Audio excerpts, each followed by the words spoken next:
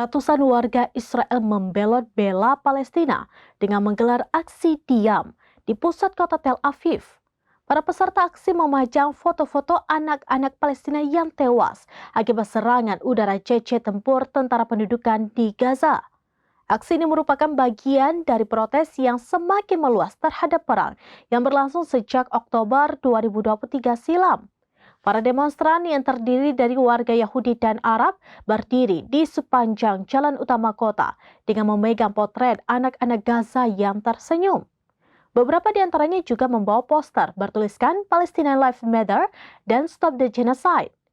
Aksi ini bertujuan untuk menyoroti penderitaan warga sipil Palestina, khususnya anak-anak yang seringkali tidak mendapatkan perhatian dalam pemberitaan di Israel. Protes ini dipelopori oleh kelompok Standing Together, sebuah gerakan solidaritas komunitas Yahudi Arab di Israel. Mereka mulai dengan aksi kecil yang hanya diikuti oleh sekitar 10 orang. Namun dalam beberapa minggu, jumlah peserta meningkat menjadi ratusan. Mengutip The Guardian pada Selasa 20 Mei 2025, aksi ini berlangsung setiap akhir pekan di Tel Aviv dan Yerusalem.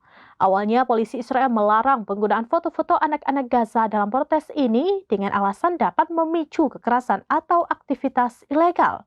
Namun setelah mendapat tekanan publik dan kritik dari berbagai pihak, larangan tersebut dicabut. Menurut data Kementerian Kesehatan Gaza, lebih dari 16.000 anak-anak telah tewas sejak konflik dimulai, dengan total korban jiwa melebihi 52.000 orang. Angka-angka ini seringkali tidak mendapat sorotan di media Israel yang lebih fokus pada isu sandera dan korban dari pihak Israel. Aksi bela Palestina ini juga mencerminkan perubahan sikap sebagai masyarakat Israel. Pasalnya mereka mulai mempertanyakan kebijakan pemerintah dan dampak kemanusiaan dari perang di Gaza.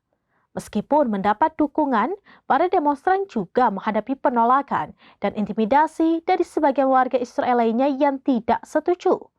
Protes ini menunjukkan adanya pergeseran dalam diskusi publik di Israel mengenai perang di Gaza, di mana semakin banyak warga Israel yang menyerukan penghentian kekerasan dan perlindungan terhadap warga sipil Palestina.